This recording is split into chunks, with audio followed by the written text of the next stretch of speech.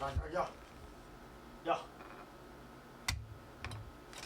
That's right. It's bass day. It's bass day. This is everything you really need to know about bass, and maybe some extra info if you're not really into super bass nerd mode. But if you feel like going bass nerd mode, I'm gonna try to knock out as much as I can in a short amount of time here, or whatever. It's a good time either way. I even have like a multi effects pedal for bass from Boss, and then I have a loop pedal from them too. But this is the current collection of bass weaponry that I have right now. Holding on to this one for my brother, and then this is a synthesizer, and that's laundry. But if we go, let's see. I'm just gonna start with the regular good old 4-string, the jazz bass in the middle of this blue one. These are all upgrades, I think. This one's, I mean, they all have their own different identities, really. But it's like, as far as like quality goes, I say the middle three are the ones I really gig with and do studio stuff with, and then, well, I do studio stuff with the one on the synthesizer too. But that slap bass has actually been through a repair or so it's like, but it sounds like a slap bass. You know, they all have identities. That's kind of what I'm saying here. I don't even know how loud I am. I'm using a room mic today instead of headphones because I don't feel like messing with it that much. So I'm also like directly behind the mic right now, so it might not be the most clear signal, but I'll see how far I can push this. So you can hear me and I can not have to have some ridiculous headphonery going on.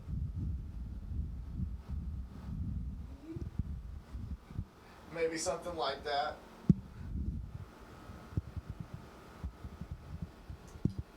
Let's say it's like that.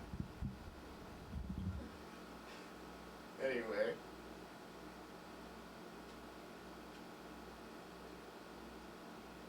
Everybody focus a little more or something. I'm gonna get a chair and get rolling.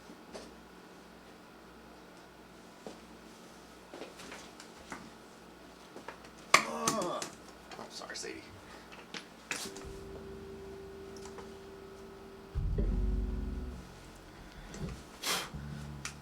So this is a 4-string bass. It's tuned just like a guitar, EADG from low to the high strings, like that.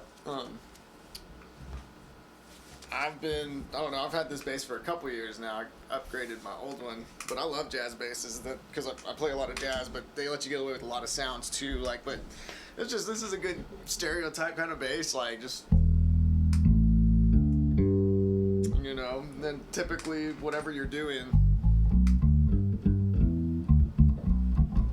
it just has that fat low end, and then the middle pickup.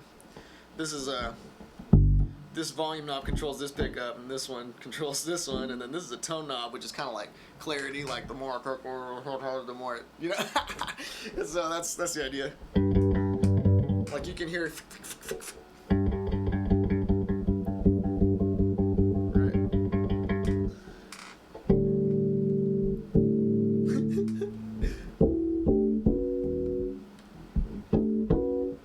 Like so much more articulate. With the middle. So it's like that would be how I did slap. Or actually no, I think you're supposed to turn the neck pickup off.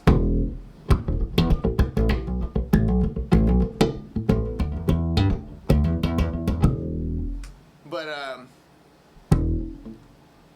that's like a placement thing, and you know, the pickups are like microphones for the area of the string, so it almost kind of is like whatever you're working with, you can still fight using nature, because it's like if you pluck here, it's all round, thick. As you get to the bridge, it's all doinky and thin.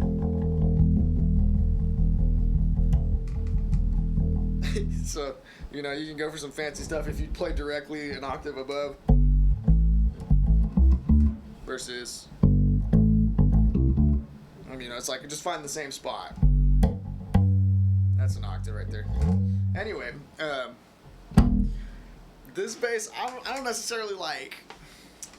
It's like it's got its own thing. It's like this is the standard bass, so I can use this one in just about any situation and be all right. And in a lot of situations, it's enough, you know. But if you really need something funkier, this kind of isn't really selling me like it, you know, as far as a slap bass.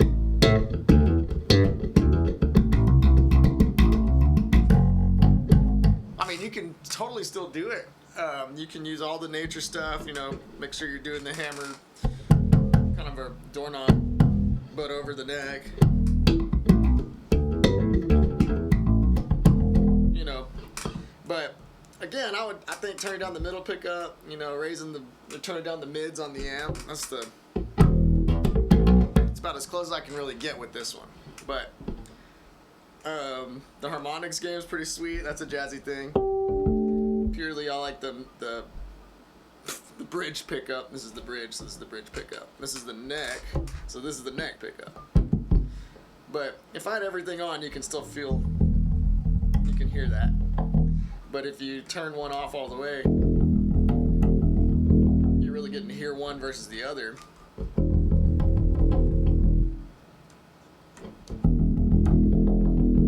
So this one really shines down here. So if you're doing things like harmonics, this will let you get away with a lot. I have to start using my nails, and then it starts to get more abrasive. So yeah, I try not to do that much. This is kind of it's like definitely like almost like a big cymbal crash moment. So I don't know. I'm still messing with things, but my EQ settings, all the fine tuning of tone, more than just this tone knob. It's like there's a low version and a middle version and a high version to cover the whole spectrum of noise that's coming out of this thing, and you can fine tune it. But just to let everybody know, I'm just doing this completely flat on the amp too. So this is just kind of the sound that we're getting out of just playing.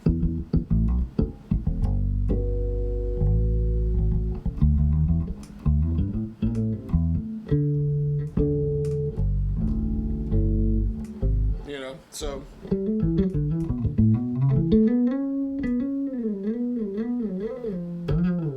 you know, it's got frets, so it's like you can hear the on the way up, but that's about what it is. But I'm gonna go ahead and go to the actual slap bass, the one I'm holding on to.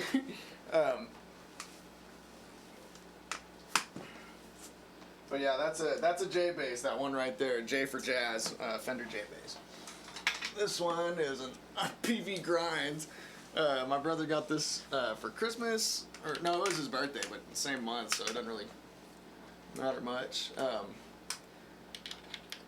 But I've got it right now for a little bit, and this is what I would call a slap bass. Just like, I'm gonna tune this too. But the slap bass, it already sounds like you're playing slap.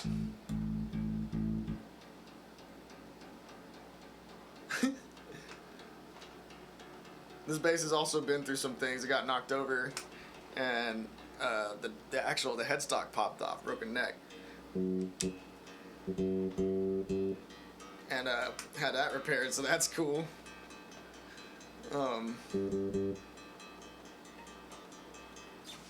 But look at this. The way this already sounds. Oh yeah, these are. I was using what they call flat wound strings on the other one, so the gliss isn't. It's kind of hidden. It's not necessarily as obvious as with round wounds. So that starts happening. So that's something else to worry about in the studio. You know, every sound is recorded. So if you're trying to go, you gotta watch out.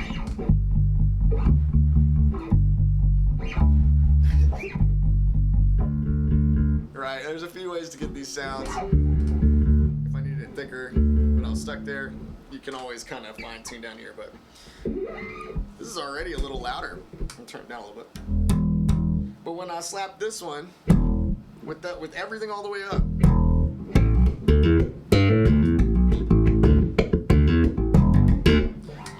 You know, I turned it down, the volume. I turned the volume down.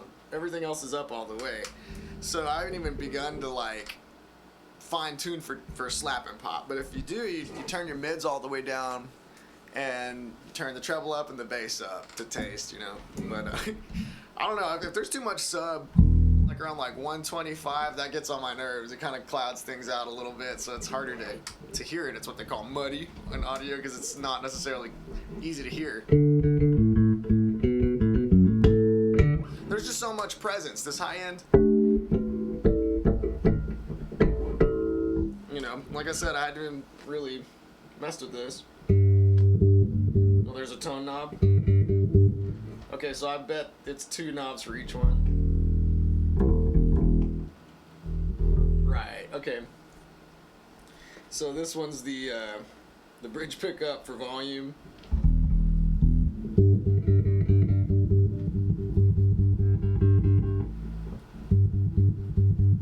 Yeah, this is the tone pickup. So this one, these two go to this guy, these two go to this guy.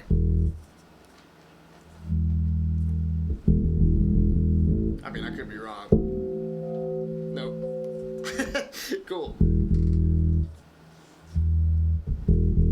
I don't know. I'm pretty mind blown because it's like I haven't played this in a while, and I almost forgot about round strings. These will be the kind of strings that come on most bass stock, like when you just buy it. So if all I have is volume and tone, then there's really nothing to touch here. Like, I would just get it off the amp. So I'm gonna just turn the EQ down here on my pedal down, turn all the mids down.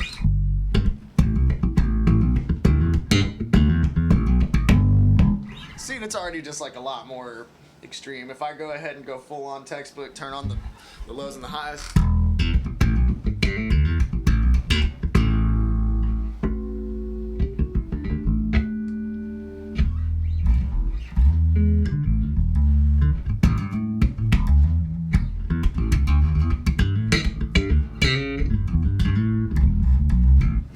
Just miles of difference, and that's why there's a few different kinds of basses behind me, because they all sound, you know.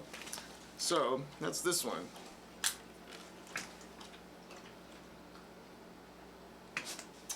Then we go on to this one. This will be your next level up. If you are just an electric bass player and you don't know about the fretless life, but you want to get into it, an electric fretless bass is a great way to go because it's the same tuning. Everything's the same of what you're used to. You don't have to change anything about what you know about bass technique or anything.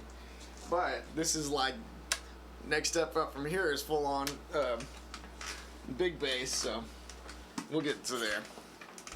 Now this one I use a bunch. I've been using it a lot lately. I need to fix these settings back to flat.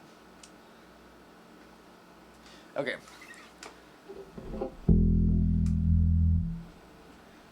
The other thing I'm sad about is these knobs were getting loose, and so I loosened it, or I fixed it. I took everything apart to tighten it and fix it up.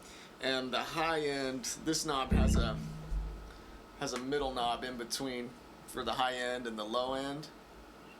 This is the low end on the outside, and on the inside, up a little higher, is this high end knob.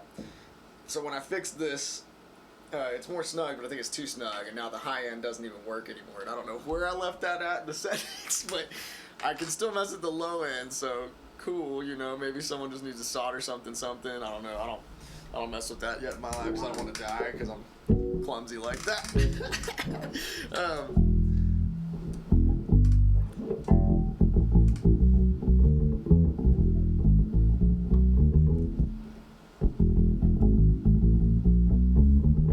Like, it feels like the high end's turned down wherever it broke, if I had to guess. But I can always just go in and add more high over here, and that helps a little bit. But it still feels muddy, so I'm gonna have to get this one repaired. But that's not important right now, because this is that was like 2 days ago or something. Latest developments, the adventures, right? So I love the fretless. It's different. This one actually has frets. It's fretless, but it has the lines. These are not frets. They're just illustrations inside of the neck. Because if they were lines, you'd hear it when I went, right? But listen to this. It sounds really cartoony because there's no frets.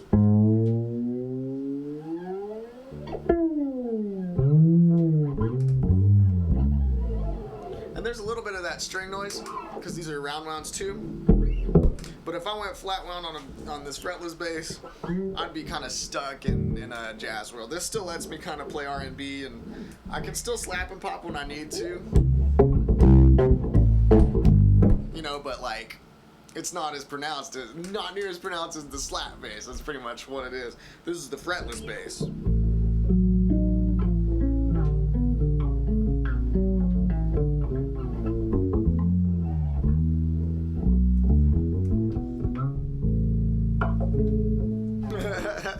So you can be slightly flat too, right?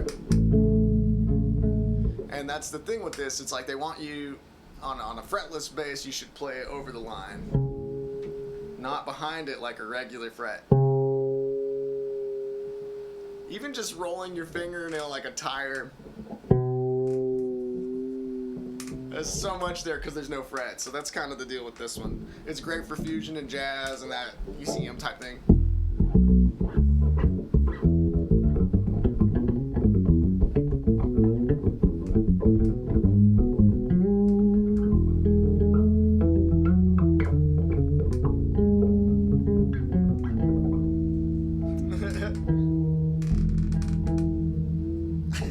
So that's that guy, right? The thing to know about fretless work and neck work in particular, you can anchor your thumb on the back and use it as a swivel point, right? So if you remember where your fingerprints are and just work on switching between knowing how your fingerprints feel from your pointer to your pinky, just back and forth, but let them both touch your thumb. That is what gives you the range. Like if I remember where I'm pinching, you know, and I need to play a certain area, and then swivel to the pinky, there's really no difference. It's just now my thumb's under my pinky. Now it's under my pointer.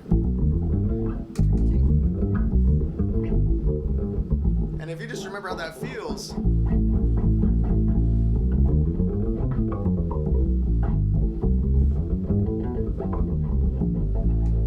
that's what it is. But yeah, it's tragic that the high end on this is my fault. Okay, so to the repair shop with that one. Before we get into the big bass, because that's a whole different world, we'll go to this other whole different world of keyboard synth. So if you know how to play piano, or you know how the piano works and how they play in different keys and all that, you can participate in this version of things. Oh, I should have turned things down. Oh, I guess it doesn't matter. So this is the Micro Korg. It's like, I don't even know if they sell these anymore. It's a few $100, but it's like the best few $100 I've spent as far as like what you get for it, if you know how to use it, right? Like, essentially it's a synthesizer, right?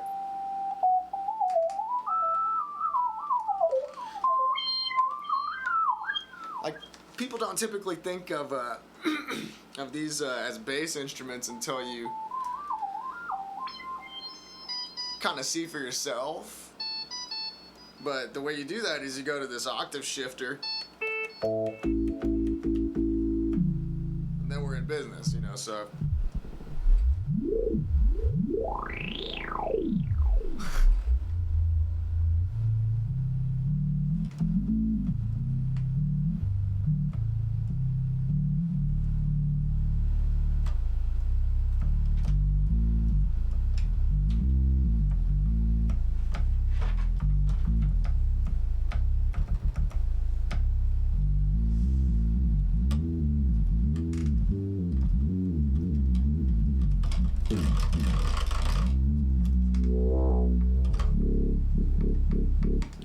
And since it's an octave shifting button, it doesn't matter what instrument you press.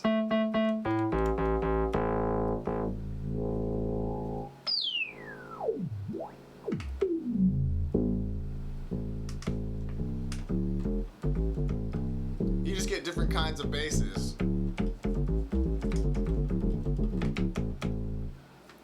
And of course, like, you know, you can mess with these other things like the attack and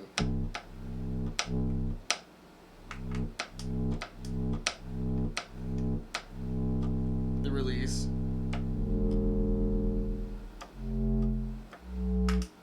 It's the stuff that like sound effects are made of, right?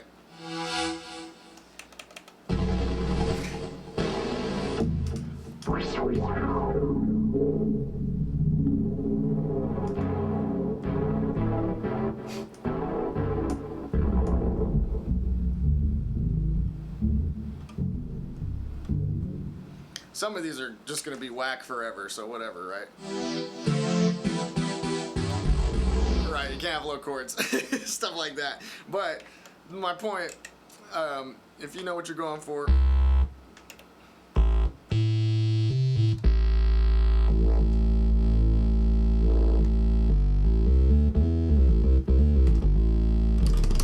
that's kind of how the synth is gonna work for you, for those electronically based jams. Cool. So yeah.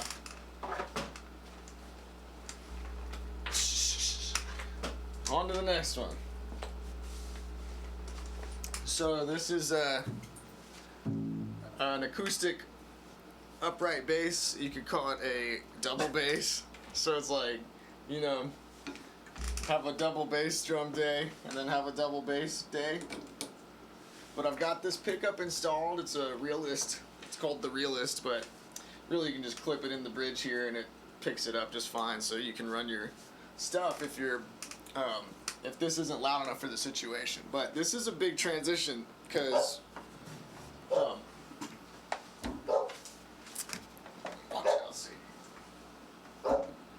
It's a whole nother instrument. Like, you can't play this. I mean, you can. I do. I've played it like this on a couch, sitting down, laying down. So whatever.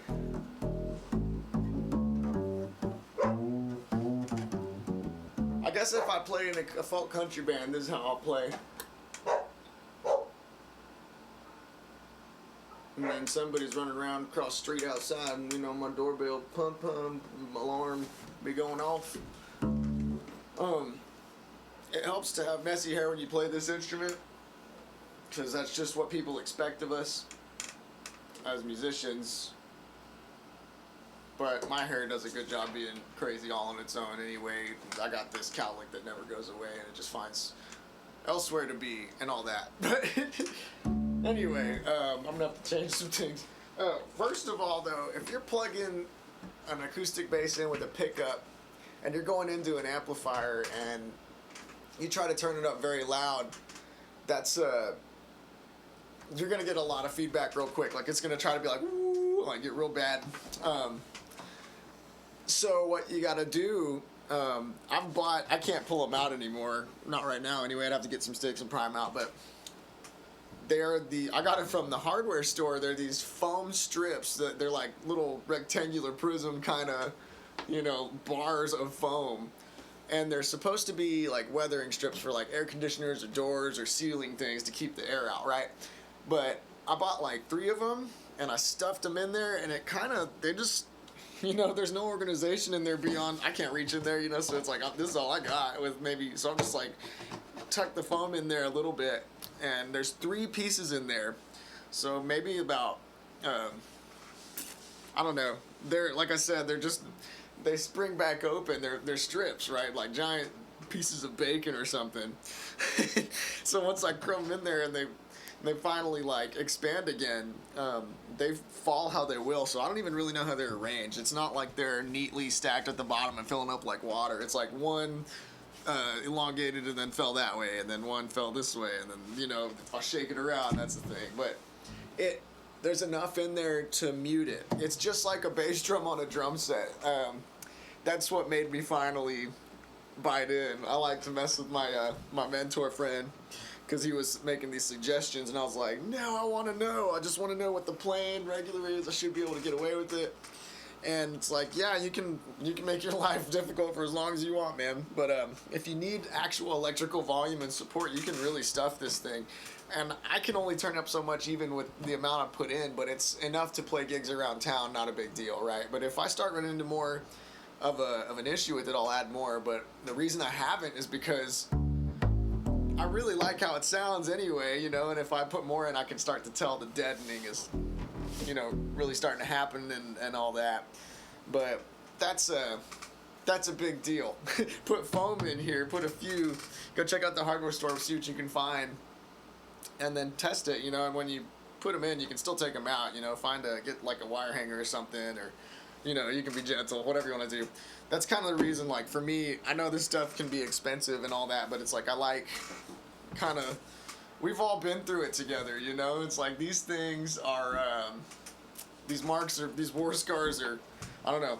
I like having this stuff so that way I don't have to have someone be like, be so careful. It's like, how careful? Let me find out. Like, turns out these things can take a real beating, you know? But if you want to have your stuff immaculately looking, like, I'm not the guy to talk to about that.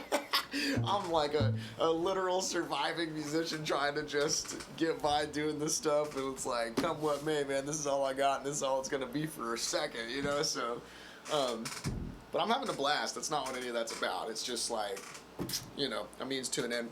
Before I stuffed this thing, though, I would use my EQ pedal, and I'd put it around like 800-ish. That's kind of where that buzz would come from, 500 to 800, that whole area, just look around, sweep. On this pedal board, it translates to 11 o'clock on the mid frequency to me because it lets you select this frequency you're really honing in on, like a notch. And then you can turn that notch down or up. So for me, if I go to the mids and I go like 11 o'clock on that and turn it all the way down, I didn't need to stuff the bass. You know, I couldn't turn it up very loud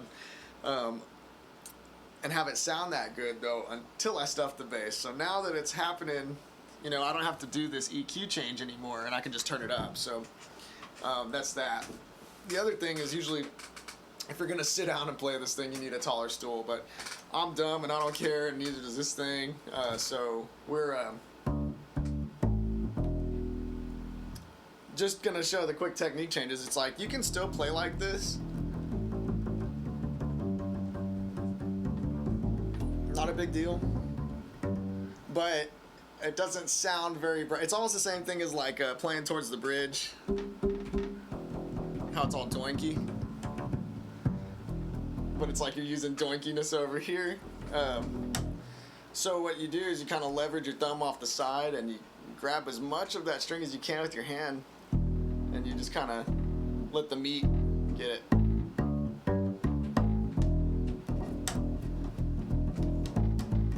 You just kind of want to relax as much as you can. Don't hurt yourself. You don't really need to like super pluck or super leverage. It's like pull your finger through the string. Like you can even just use the weight of the side of your hand sometimes. I also like that slap sound.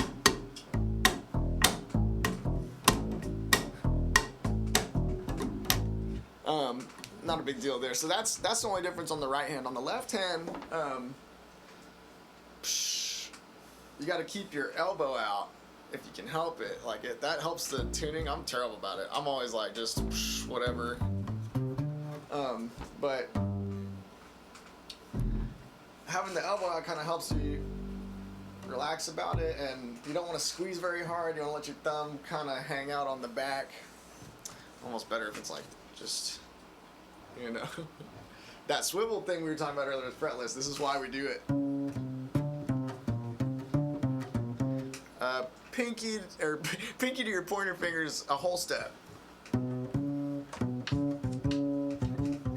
So if I remember where my thumb is and go under my pinky and then to shift up, that's kind of how this is going.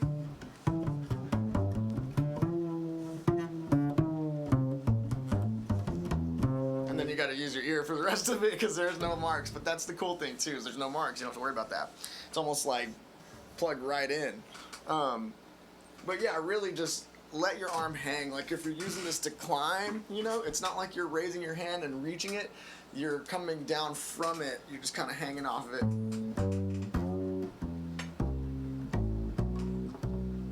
So that way it's like easy, you know? Now,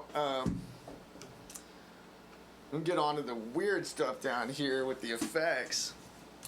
But first I want to talk about using a pick, because some people hate that. For bass players, they're like, you're not allowed to use picks on bass, but it just, you know, they're tools. They're tools. They're just tools, and tools have their time. I wouldn't use a hammer for a screwdriver's job. So if I'm doing metal stuff, heavy, grungy things, that's the slap bass all over again. Because it's got that highest end thing. But most time, you know, the guitar is the one that's going to be making all those high end sounds, but...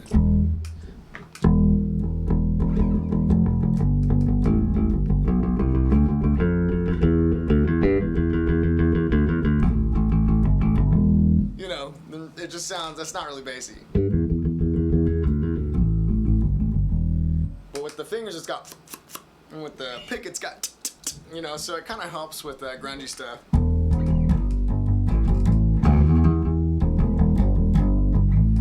But in a situation like that, I'll just go ahead and add distortion too. There's even an effect called metal.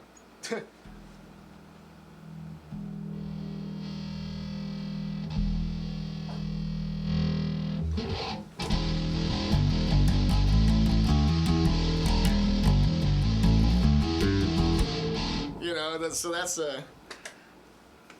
on this pedal here, there's a drive/synth pedal. It kind of helps you. There's distortion. And then we go to like a deep filter for the...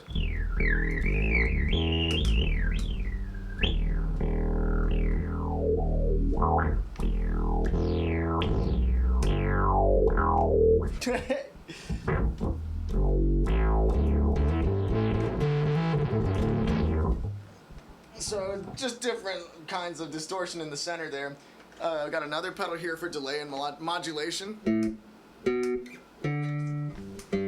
think I have it on chorus.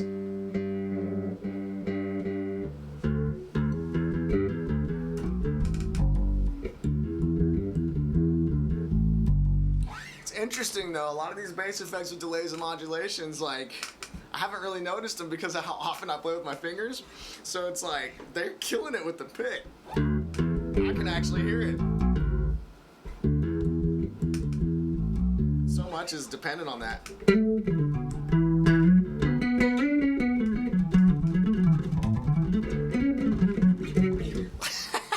Anyway, delay and modulation. That being said, there's a delay version of that too.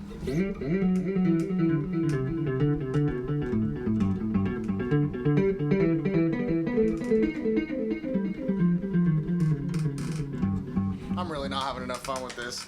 I'll have to do some stuff here in a little bit.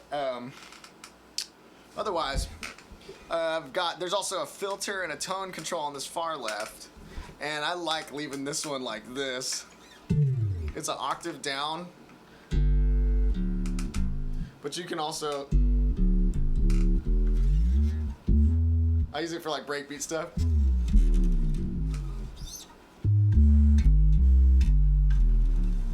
You know, it's all awesome like that. It's right there.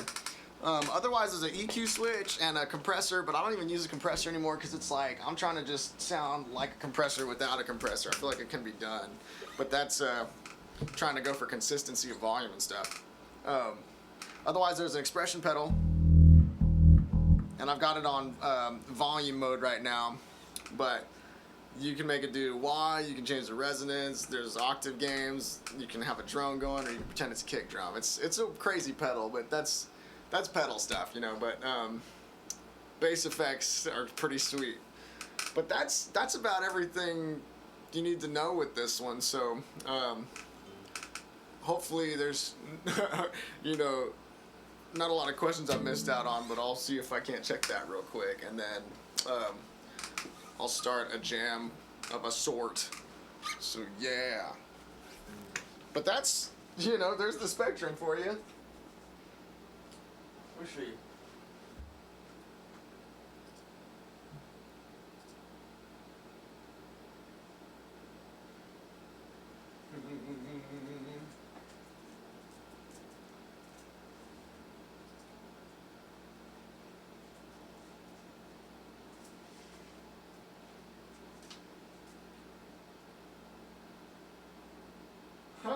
No, I'm in real time.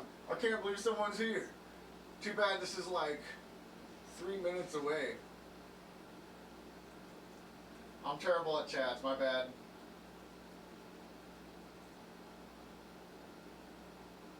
Nobody talks to me.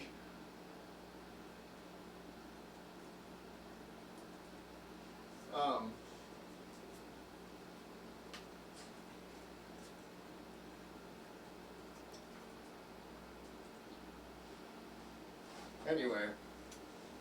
Well, good. I've addressed what needed to be addressed. There was actually people talking, so what's up? What's up? Anyway, I guess I'm gonna keep going.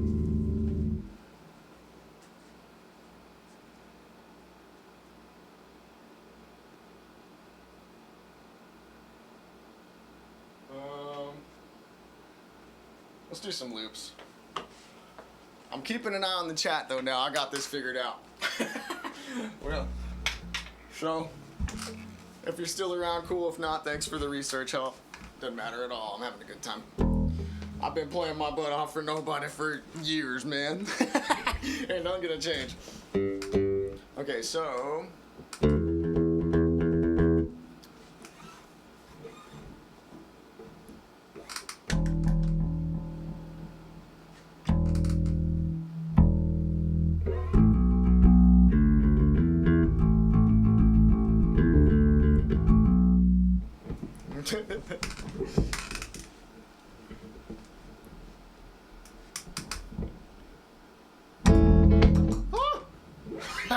I've been here before. Okay. Loop pedal time. All right.